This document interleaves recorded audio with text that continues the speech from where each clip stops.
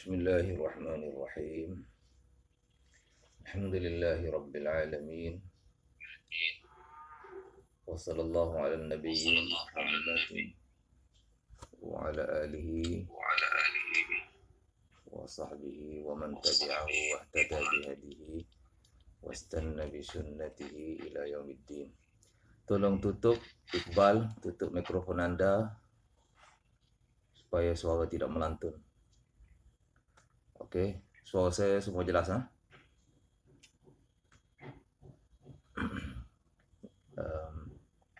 Muhammad Hafiz, tutup. Okey, dah tutup.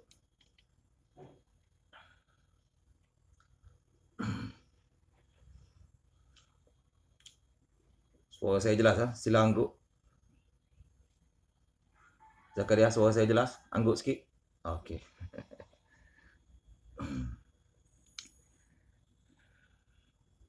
ثم دعا بكتاب رسول الله صلى الله عليه وسلم الذي بعث به دحية إلى عظيم بصرى فدفعه إلى هرقل. Kemudian baginda Heraklius meminta surat Nabi. Meminta surat Nabi yang Nabi kirim. Ba'atha bi Dihyata. Kirim bersama surat tadi. Kirim siapa? Mengutuskan Dihya. Surat yang mana baginda mengutus Dihya. Bihi bi kitab. Bihi bi kitab tadi. Ba'atha Dihyata, baginda mengutus, baginda mengirim ataupun menghantar. Baginda Helmi tolong tutup. Tutup. Yang mana baginda menghantar ataupun mengutuskan Dihya. Bihi, membawa bersama kitab tadi, kitab ataupun surat Nabi itu, ila azimi Busra, kepada Governor Busra. Governor ni namanya Harith bin Abi Shamar Al-Ghassani. Harith bin Abi Shamar Al-Ghassani. Dia merupakan governor ataupun pemerintah Busra bagi pihak Maharaja Rum, Maharaja Heraklius.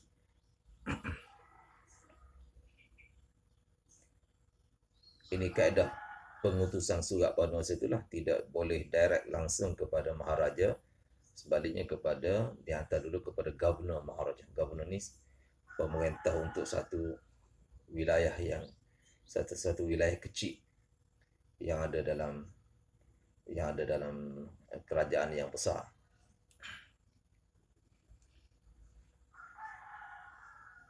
Nabi tulis surat kepada Heraklius 2 kali.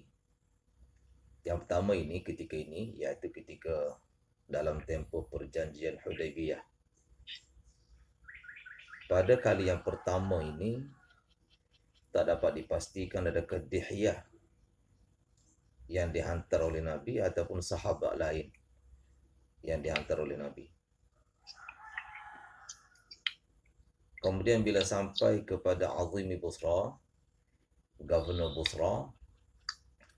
Busra pun telah mengangkat surat itu kepada Maharaja Heraklius. Bila Maharaja Heraklius baca, dia panjangkan surat itu kepada kawan dia, satu orang padri besar yang ada di kota Rom. Padri itu namanya Daghatir. Yang kita dah cerita sebelum ni, padri itu juga sependapat dengan Maharaja Heraklius bahawa Nabi akhir zaman dah muncul. Itu kali yang pertama. Sahabi yang dihantar oleh Nabi, Dihya, itu tak dapat dipastikan adakah Dihya ataupun sahabat lain. Tapi padri besar yang diminta pendapat oleh Maharaja Heraklius itu memang namanya Daghatir. Kemudian kali yang kedua pula, Kali yang kedua pula, sekali lagi, semasa perjalanan ke Tabuk. Semasa Nabi dalam perjalanan ke Tabuk, sekali lagi Nabi tulis surat kepada Maharaja Heraklius untuk menyerunya, untuk mengajaknya kepada Islam. Kali ini memang muta'ayyin. Kali yang kedua ni memang muta'ayyin. Para mu'arrikh, para ahli sejarah memang muta'ayyin. Bayhaqi tak tutup mikrofon tu, bunyi mengganggu. Okay. Kali yang kedua ni memang muta'ayyin, memang dapat dikenal pasti oleh para mu'arrikh, para ahli sejarah bahawa yang dihantar oleh Nabi untuk bawa surat Dihyah. Dihyah lah yang dihantar oleh Nabi untuk bawa surat. Cuma ketua padri, mana bila surat itu sampai kepada Maharaja Heraklius, dia panjangkan surat itu kepada ketua padrinya. Itu memang menjadi satu kelaziman, satu kebiasaan Maharaja zaman itu minta pandangan daripada pembesar agama. Jadi yang kali yang kedua ni, ketua padrinya tu tak dapat dipastikan adakah Ghatir yang pertama, ketua padri yang pertama tadi, ataupun ketua padri yang lain. Ini tak dapat dikenal pasti. Cuma yang jelasnya dia telah masuk Islam. Kalau ketua padri dalam kisah yang mula-mula tadi, dia tak jelas Islam ke tidak, tapi dalam kisah yang kedua, dalam surat yang kedua, ketua padri ini jelas telah masuk Islam.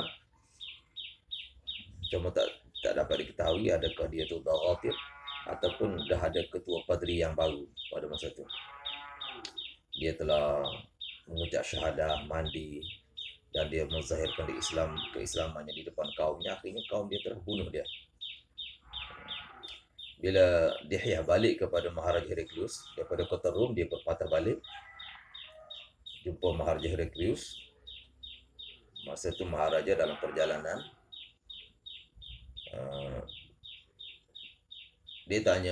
dia kata kamu tengok sendiri apa yang berlaku kepada ketua padri.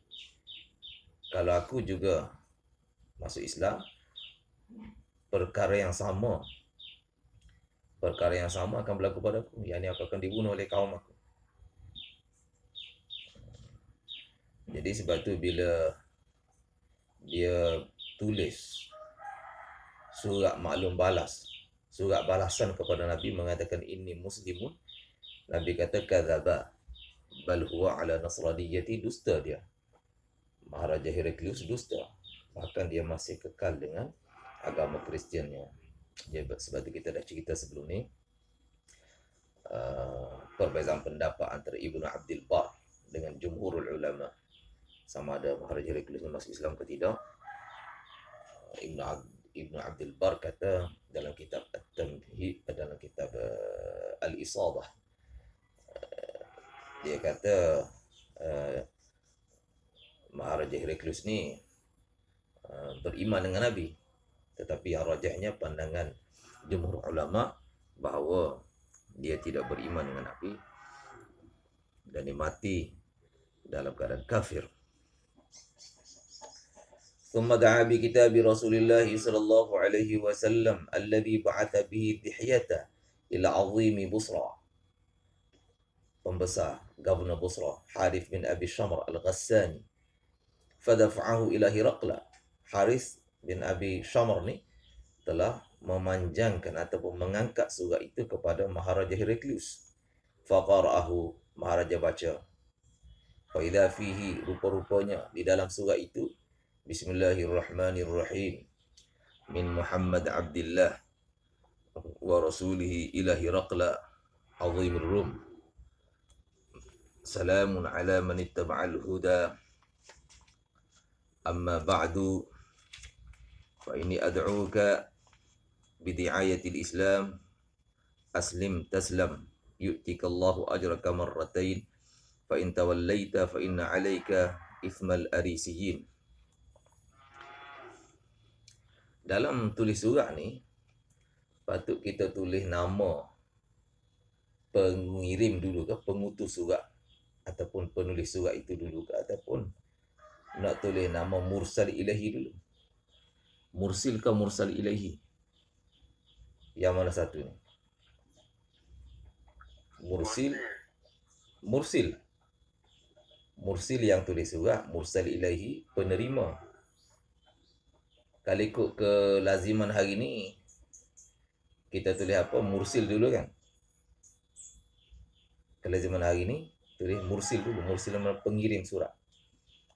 Dan ini sesuai dengan pandangan jumhur ulama.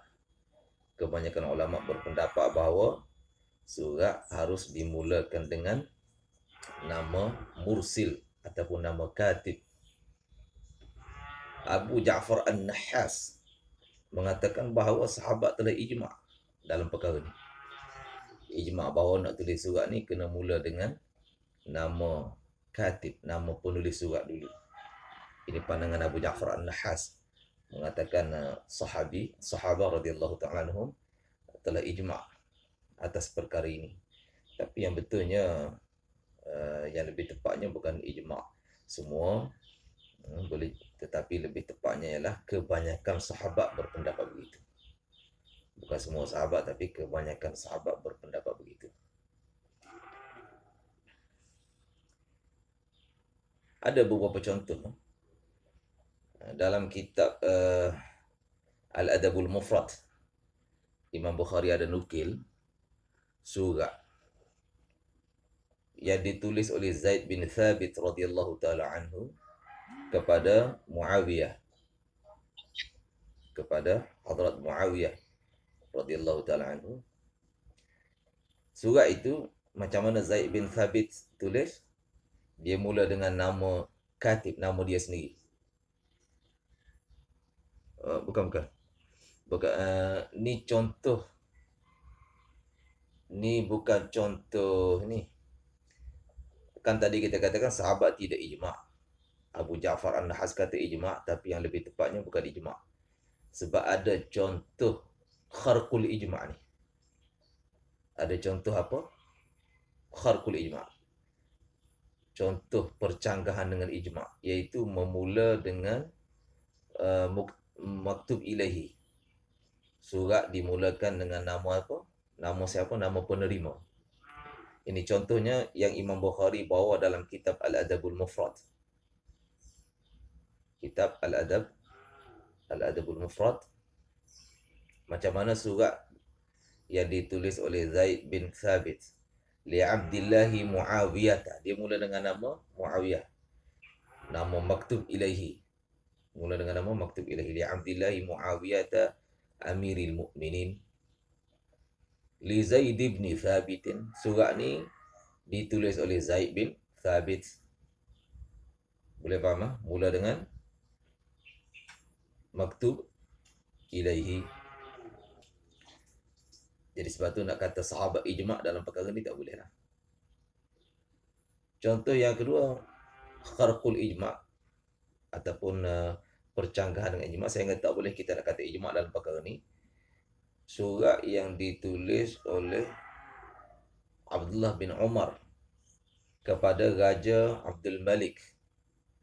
Macam mana surat dia? Dia mula dengan nama raja dulu. Ila Abdul Malik. Ila Abdul Malik Amiril Mu'minin, kepada Raja Abdul Malik. Mula dengan nama maktub ilahi. Jadi kesimpulannya, tidak ada ijma' lah dalam perkara ni. Cuma boleh jadi pendapat kebanyakan sahabat. Pendapat kebanyakan sahabat ialah kita mulakan dengan nama katib. Seperti kelaziman hari ni. Pandangan kebanyakan sahabat. Dan segelintir sahabat pula berpendapat bahawa dimulakan dengan maktub ilahi.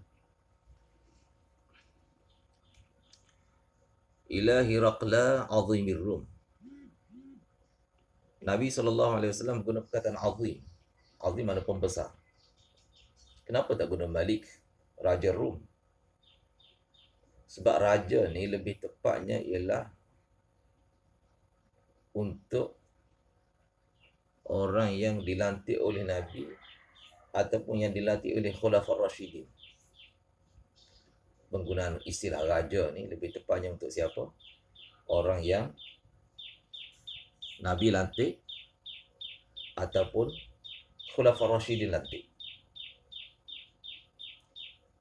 Adapun yang jadi raja bukan melalui dua bentuk pelantikan ini, sebenarnya dia punya imarah dia sekadar darurah saja. Dia punya imarah dia terlaksana. Dia punya pemerintahan dia tu berkuat kuasa hanya sekadar darurah saja. Darurah maknanya sebenarnya tidak valid ataupun tidak sah pelantikan raja yang mana bukan melalui saluran Nabi sallallahu alaihi wasallam ataupun Khulafaur Rasyidin ataupun mereka yang mewakili inilah, yang mewakili Nabi, yang mewakili Khulafaur Rasyidin.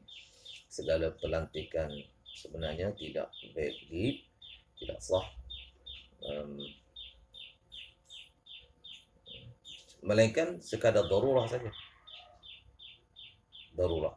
Sebab tu Nabi SAW tidak memanggil ataupun tak tulis dalam surat baginda ni Maliki Rum, Raja Rum. Kan? Tak tulis Raja Rum, sebaliknya tulis Azimir Rum, pembesar Rum.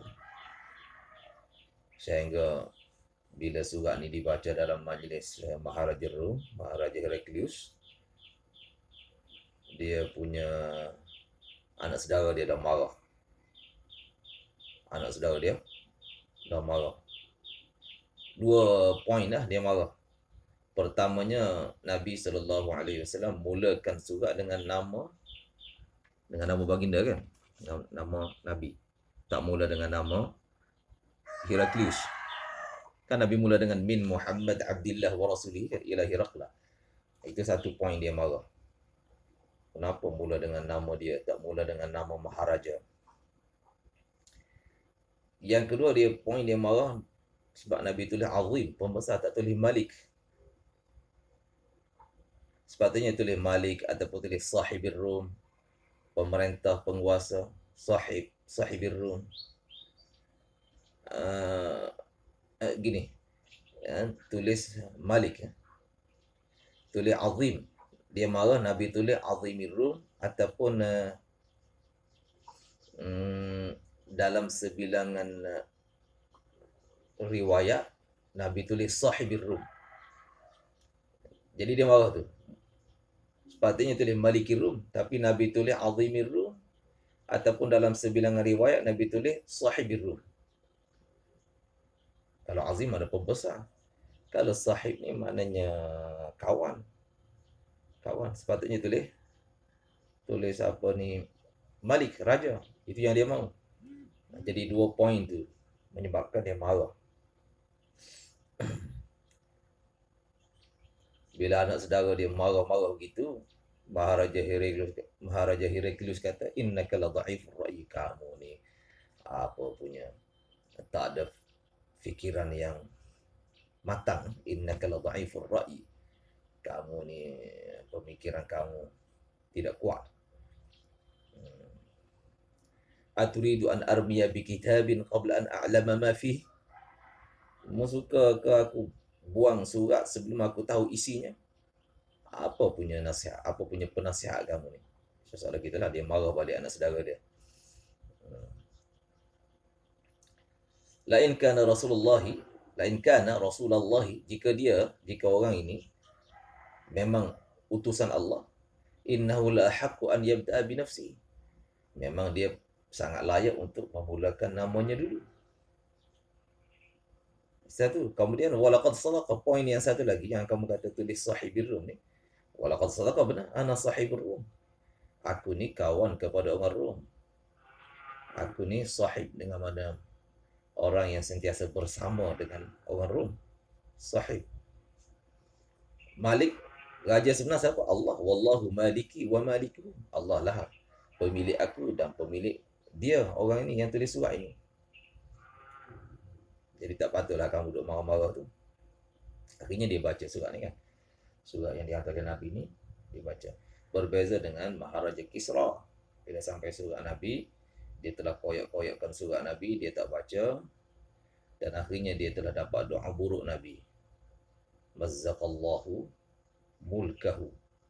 Sebagaimana dia telah koyakkan surat aku, surat Nabi, mudah-mudahan Allah Subhanahu Wa Taala koyak rabakkan kerajaannya. Dan itulah yang berlaku. Kerajaan Kisra telah hancur dalam masa tak berapa lama selepas surat Nabi dikoyak. Berlaku apa ni, di kalangan keluarga Maharaja Kisra, anak telah bunuh bapanya. Anak telah bunuh bapanya. Kemudian bila bapanya berasa kebimbangan, merasai kerisauan bahawa dia akan dibunuh, dia telah isi dalam satu botol ubat, diisi racun. Dekat luar botol tu ditulisnya apa, muqawwibah, ubat kuat lah. Jadi bila si anak ni bunuh bapa dah mati, pada satu hari anak raja ni yang baru naik takhta, dia pergi tinjau di dalam kawasan istana, masuklah dalam bilik yang ada botol-botol ubat, botol minyak atar dan sebagainya. Dia tengok dekat satu botol itu tertulisnya muqawwibah, bahasa Farsi, muqawwibah. Muqawwibah, bah tu bahasa Arab kata ba'ah. Maka dia pun tak fikir panjang, dia tu minum. Rupa-rupanya racun. Matilah dia juga. Anak dah mati, bapa dah mati, anak pun mati. Sehingga tak ada pewaris takhta melainkan yang perempuan. Naiklah perempuan di kalangan keluarga diraja tadi, menaiki takhta satu orang perempuan. Ketika itulah Nabi SAW sebut satu perkataan, lan yufliha qaumun wallau amrahum imra'atan. Tidak akan berjaya mana-mana nation, mana-mana bangsa yang mana melantik ataupun menyerah urusan pemerintahan mereka kepada perempuan. Lan yufliha, sama sekali tidak akan berjaya, tidak akan berhasil misi. Qaumun, mana-mana bangsa, nation, kaum yang mana walau menyerah urusan pemerintahan mereka, kuasa pemerintahan mereka kepada imra'atan, perempuan. Daripada situ bermula kehancuran dinasti Kisra. Kembali sini.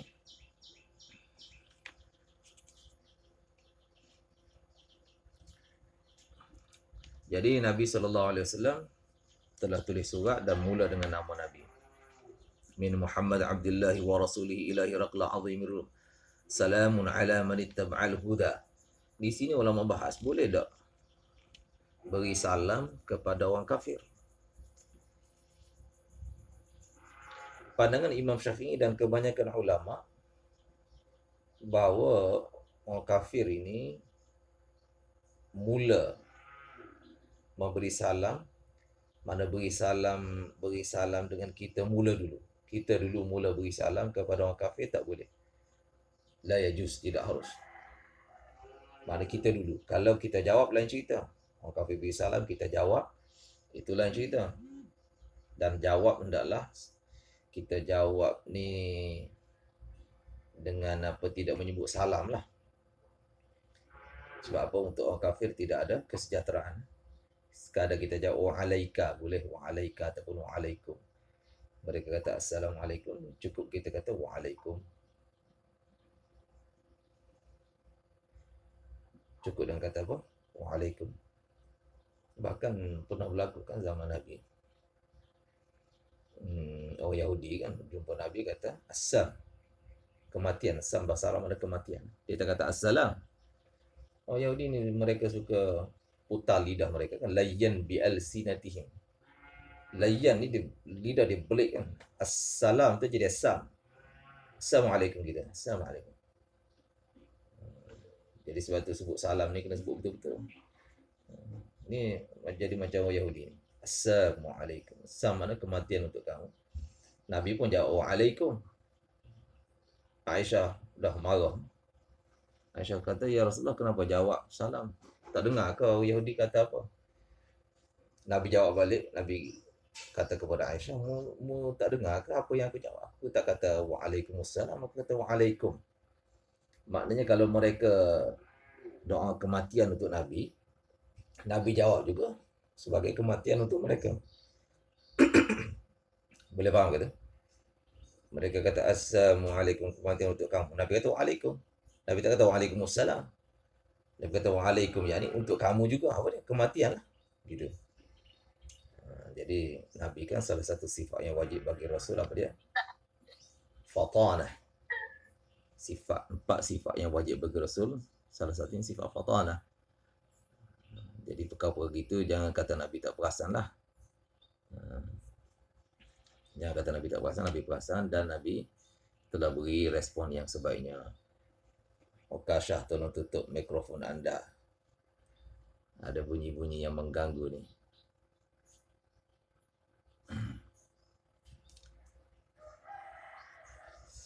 Itu pandangan pertama, yakni beri salam kepada orang kafir dengan makna memulakan salam tak boleh. Pandangan kedua, sebilangan ulama berpendapat bahawa mutlaqan boleh. Beri salam kepada orang kafir mutlaqan boleh. Tapi ini pendapat yang dhaif. Pandangan ini dhaif kerana ada hadis Nabi sallallahu alaihi wasallam, la tabda'ul yahuda walan nasara bis salam. Jangan kamu mulakan memberi salam kepada orang Yahudi dan juga orang Nasara. La tabda'u al-yahuda walan nasara bisalam. Jangan mulakan memberi salam kepada orang Yahudi dan juga kepada orang Nasara. Riwayat ni ada dalam Sahih Muslim. Riwayat ni ada dalam mana? Sahih Muslim.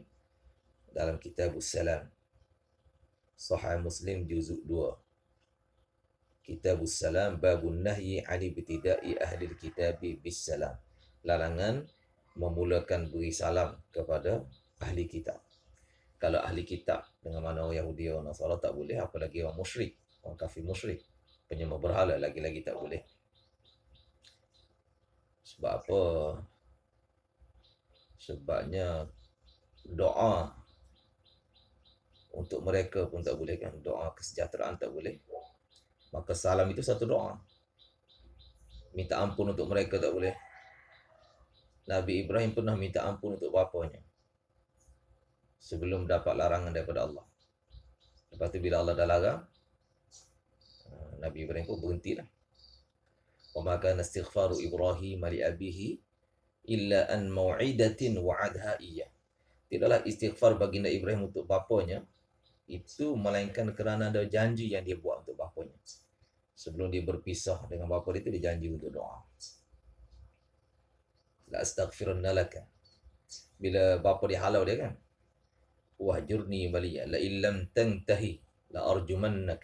Hey Ibrahim, mu tak berhenti daripada dakwah kamu ni, aku akan rejam kamu.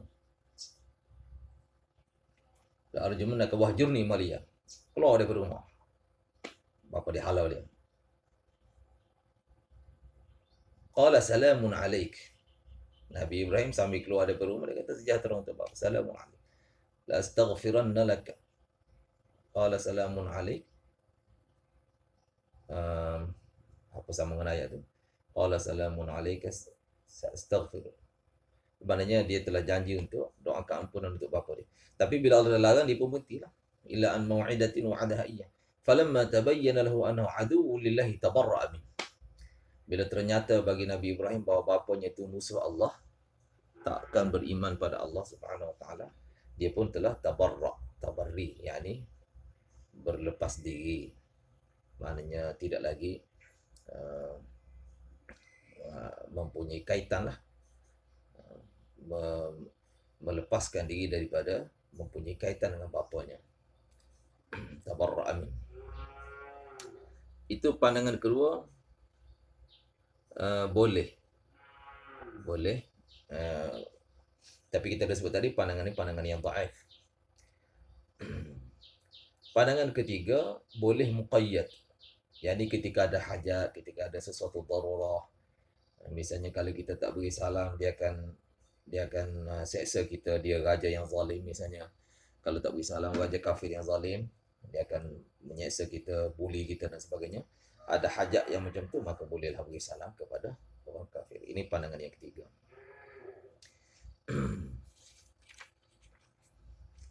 Jadi yang rajahnya pandangan tadilah, pandangan Syafi'i, Imam Syafi'i dan jumhurul ulama, iaitu tak boleh beri salam. Kalau ada keterdesakan untuk beri salam pun, kita berilah salam macam Nabi buat dalam surah ni. Salamun ala man ittaba'al huda. Nabi beri salam tu secara umum. Sejahtera untuk sesiapa sahaja yang mengikuti petunjuk. Nabi tidak khususkan kepada Maharaja Heraklius. Boleh faham? Beri salam tu secara umum. Salamun ala man ittaba'al huda. Amma ba'du, fa ini ad'uka bi di'ayatil Islam. Aku menyeru kamu dengan di'ayah Islam. Sebenarnya lebih tepatnya di sini dakwah ni. Sebab di'ayah ni biasanya digunakan untuk ajakan kepada keburukan, ajakan pada perseteruan, ajakan pada untuk mencetuskan peperangan, ajak-ajak yang buruk, yang negatif ni. Ini namanya di'ayah. Dan ajak kepada kebaikan namanya dakwah. Jadi lebih tepatnya dakwah. Jadi di sini macam mana boleh datang di'ayah ini?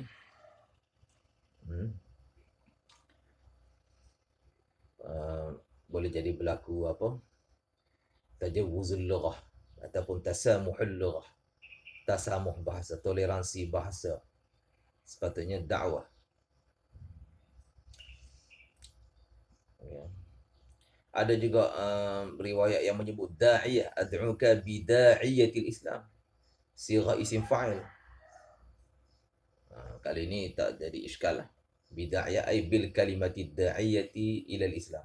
Aku mengajak kamu dengan kalimah yang mana mengajak ataupun menyeru kepada Islam. Bil kalimati ad-da'iyati ilal Islam. Aslim taslam. Kamu masuk Islam lah, nescaya kamu akan selamat.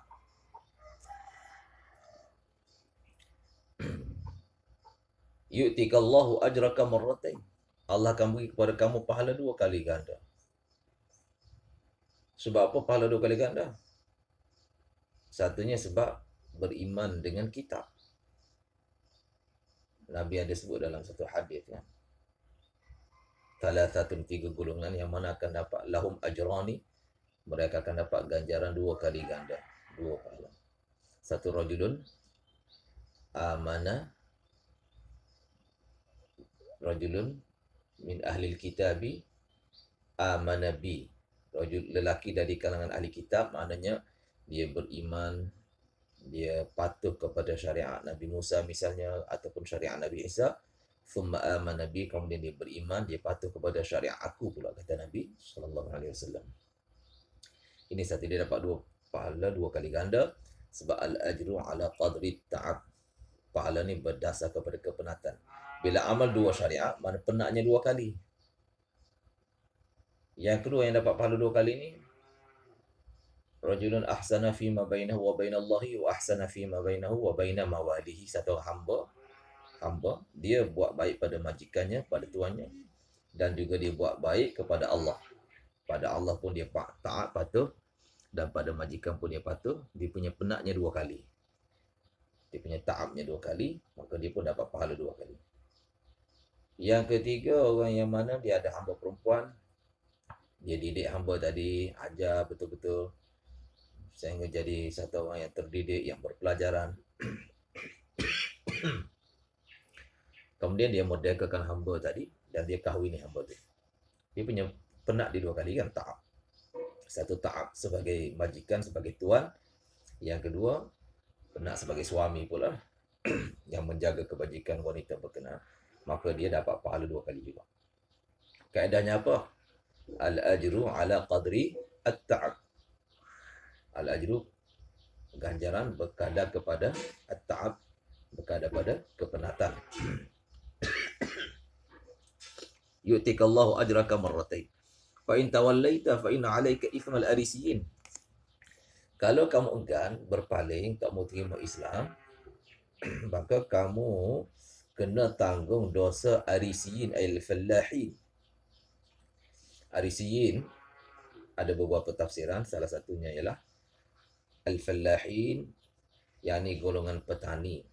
Kerana kebanyakan rakyat Rom pada masa itu golongan yang bertani. Golongan apa? Golongan pertanian yang tanam gandum, tanam jagung, tanam macam-macam. Golongan pertanian. Macam mana pula Maharaja ni dikatakan tanggung dosa rakyatnya? Sedangkan Quran kata la taziru waziratun wizra ukhra. Satu orang buat dosa, dosa dia itu tak ditanggung oleh orang lain. Maknanya kalau rakyat tak mau beriman, raja tak akan tanggung dosa rakyat. Kenapa dalam hadis ni kata fa inna alaika ithmal arisiyin, kamu kena tanggung dosa rakyat kamu? Siapa boleh jawab kemusykilan ni? Sebenarnya gini kan, dosa ni ada 2 bentuk. Satu ithmul mubashir, dosa pelaku. Orang yang buat maksiat, dia sebagai pelaku, dia kena tanggung dosa. Yang kedua, ithmul mutasabbib, dosa orang yang menjadi penyebab. Yang dinafikan dalam Quran tu ithmul mubashir. Satu orang A buat salah, B tak tanggung dosanya. Sebab apa? La taziru waziratun wizra ukhra. Wazirah maknanya athimah, nafsun athimatun. Satu orang diri yang buat dosa, yang buat salah, nafsun athimatun.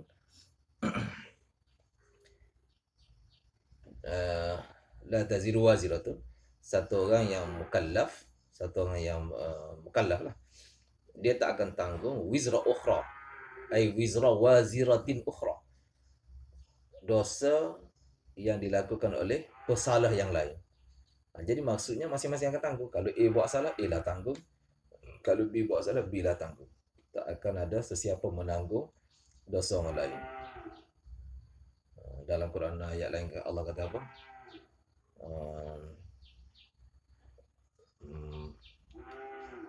Apa tu? Wala yahmilunna athqalahum wa athqalan ma'ak.